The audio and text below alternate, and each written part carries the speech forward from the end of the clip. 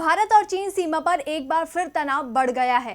चीनी सेना ने एक बार फिर से भारतीय सीमा में घुसपैठ करने की कोशिश की है, लेकिन भारतीय सेना ने उनके मंसूबों को नाकाम कर दिया है। एक रिपोर्ट देखिए। भारत चीन के बीच तनाव खत्म होने का नाम नहीं ले रहा है। हाल ही में लद्दाख के मसले पर भारत के साथ विवाद पर चीन का रुख नरम पड़ता दिखाई दिया था।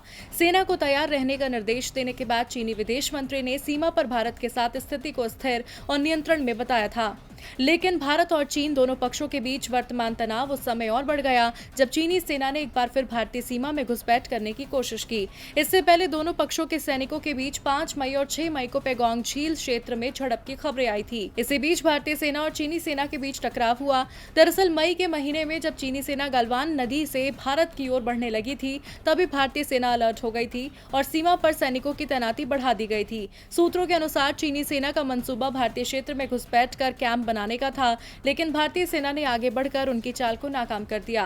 भारतीय सेना ने अपनी टुकड़ी को फौरन इलाके में तैनात किया और चीनी सेना के घुसपैठ को रोक दिया, जिससे चीनी सेना का भारतीय क्षेत्र में घुसपैठ का इरादा नाकाम हो गया। कहा जा रहा है चीनी सेना का टारगेट गालवान नदी के पास बनी सड़क थी। ये वही सड़क है जिसकी वजह से भारतीय सेना गालवान घाटी इलाके में आसानी से आवाजाही कर पाती है।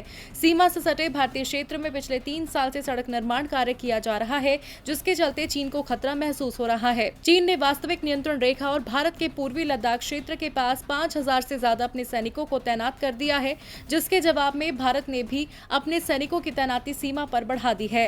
हालांकि इस सीमा पर 1967 के बाद भारतीय सेना और चीनी सेना के बीच एक बार भी गोलीबारी नहीं हुई है। डीबी लाइव की रिपोर्ट।